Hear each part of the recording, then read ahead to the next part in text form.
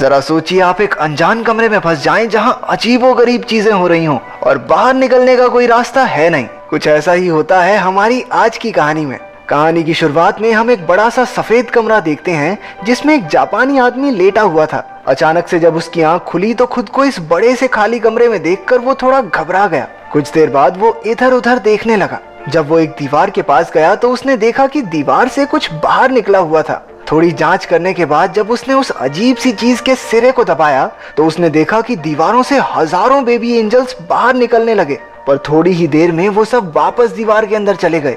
बस उनके शरीर का थोड़ा सा हिस्सा बाहर रह गया। अब उस आदमी को समझ आया कि ये अजीब सी दिखने वाली चीज असल में थी क्या।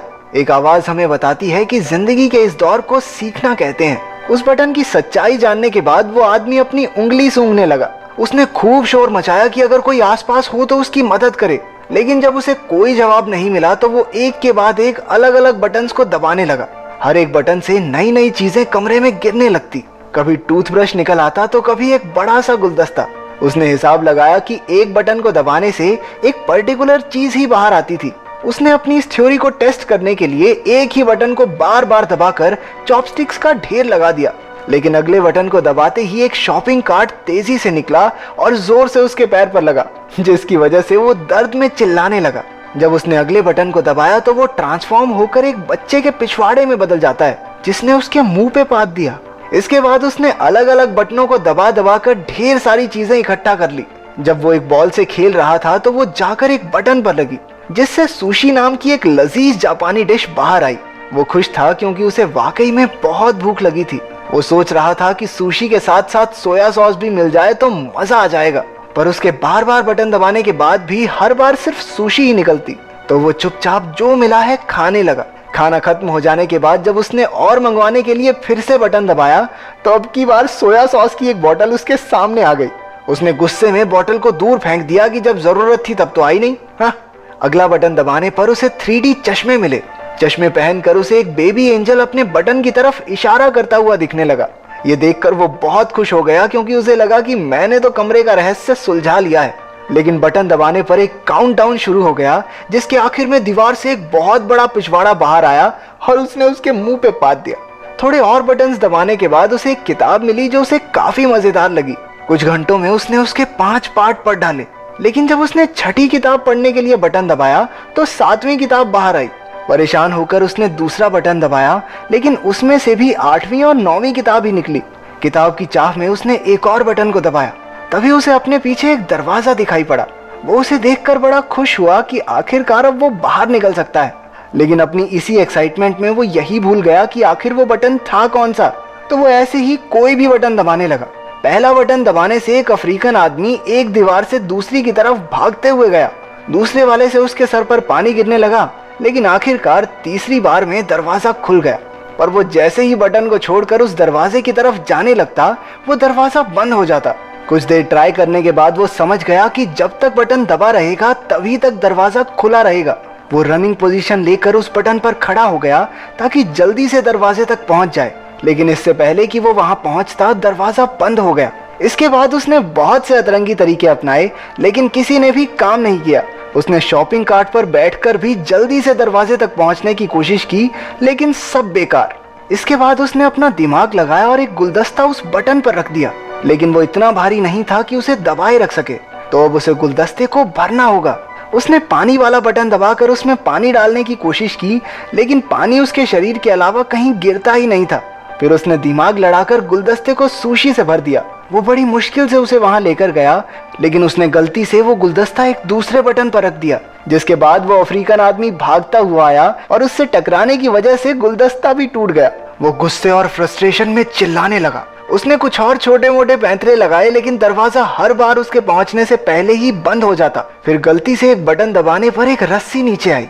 उसने हिसाब लगाया कि रस्सी से झूलकर वो जल्दी से दरवाजे तक पहुंच सकता है, और ऐसा हुआ भी। लेकिन जब उसने दीवार के पीछे मौजूद दरवाजे को खोलने की कोशिश की तो पता चला कि इसे खोलने के लिए एक चाबी की जरूरत थी। वो दीवार के बंद होने से पहले कमरे में वापस आ गया। जब उसने गुस्से में दीवार पर लात मारी तो एक चाबी हवा में तैरने लगी, लेकिन दरवाजे की ही तरह ये चाबी भी बटन छोड़ते ही थोड़ी देर बाद गायब हो जाती। अब उसे कोई तरीका निकालना होगा जल्दी से चाबी लेकर दरवाजे तक पहुंचने का, लेकिन जब उसने चाबी वाला बटन फिर से दबाया तो दीवार में से एक कुत्ता बाहर निकलकर उस पर भौंकने लगा। वो फिर से कंफ्यूज हो गया क्योंकि सारे बटन्स एक जैसे तो दिखते थे। इसके बाद उसने सही बटन ढूंढकर उस पर सुशी का एक टुकड़ा रख दिया। एक दो बार फेल होने के बाद आखिरकार वो चाबी लेकर दरवाजे तक पहुंच ही गया। लेकिन अभी मुसीबत खत्म नहीं हुई थी। दरवाजे के ऊपर की तरफ एक नंबर वाला लॉक भी था। वो जल्दी से कमरे की तरफ गया, लेकिन बाहर निकलते हुए फिर से दीवार जोर से उसके पिछवाड़े पर लगी। उसने फ्रस्ट्रेशन में प्लंजर दूसरी तरफ फेंका और उसके एक बटन पर लगने से वो अफ्रीकन आदमी फिर से बाहर आया। लेकिन अब की बार उसने नोटिस किया कि उस अफ्रीकन आदमी के सर पर 3 नंबर लिखे हुए थे और शायद उसी नंबर से वो ताला खुलेगा। क्योंकि दीवार बार बार बंद हो जाती थी तो उसने 3 बार में वो ताला भी खोल दिया। दरवाजा थोड़ा जाम सा लग रहा था तो उसे थोड़ी एक्स्ट्रा जान लगानी पड़ी और इतने में दीवार भी वापस नीचे चली गई। वहां पर इतनी जगह थी ही नहीं कि वो दरवाजे को पूरा खोल सके। वो हताश हो गया और वहीं बैठकर रोने लगा। उसे कमरे के अंदर का समय याद आ रहा था। उसे एहसास हुआ कि कमरे में उसके पास कितना कुछ था। हाँ, वो बाहर नहीं जा सकता था, लेकिन जो चीजें उसके पास थी उसने समय रहते उनकी कदर नहीं की।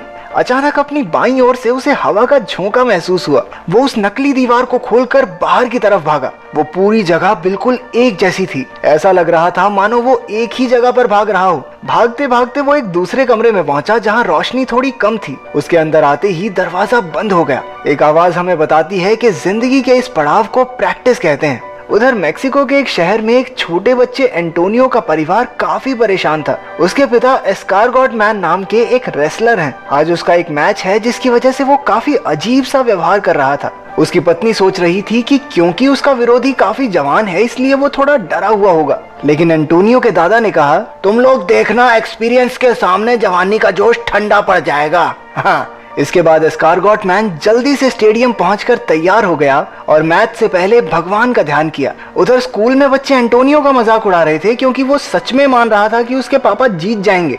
मैच का वक्त होते ही एंटोनियो और उसके दादा भी गाड़ी में स्टेडियम पहुंचे। वो जल्दी से सीट लेकर बड़ी उत्सुकता से मैच शुरू होने का इंतजार कर रहे थे। पहली टीम का नाम था नॉर्दर्न टफ, जिसमें 2 जवान जोशीले पहलवान थे। इसके बाद एंट्री हुई एस्कारगॉट मैन और उसके साथी सिल्वर ईगल की। सिल्वर ईगल पहले तो बेहतरीन तरीके से लड़ रहा था, लेकिन फिर दूसरी टीम के दोनों रेसलर्स ने उस पर एक साथ हमला कर दिया। वो इशारे करके एस्कारगॉट मैन को भी बुलाने लगे, लेकिन वो नियमों को तोड़कर नहीं लड़ना चाहता था। उधर सिल्वर ईगल ने चकमा देकर दोनों रेसलर्स को आपस में ही भिड़ा दिया और खुद बाहर निकल आया। अब एस्कारगॉट मैन की बारी आई, जिस पर वो दोनों पहलवान भारी पड़ रहे थे।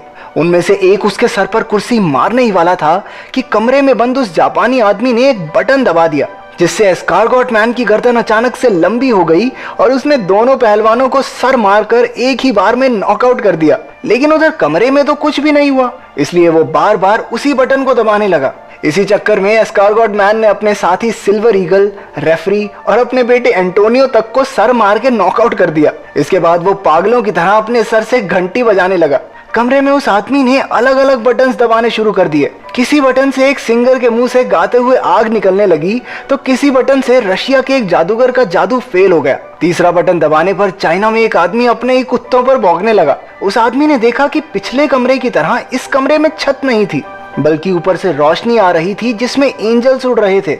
इस बार उसके दिमाग में बहुत अलग चीज आई।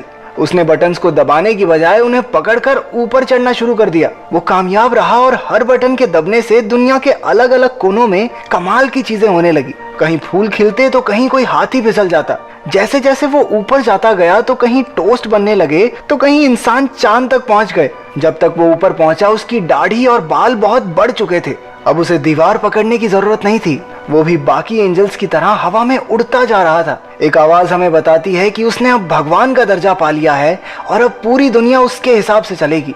आखिर तक आते आते उसके चारों ओर सफेद पंख उड़ने लगे जो उसे आखिरी कमरे तक ले गए। इस कमरे की दीवार पर पूरी धरती का नक्शा बना था और वहां अब तक का सबसे बड़ा बटन भी मौजूद था। वो उसे दबाने के लिए आगे बढ़ा और स्क्रीन काली हो गई।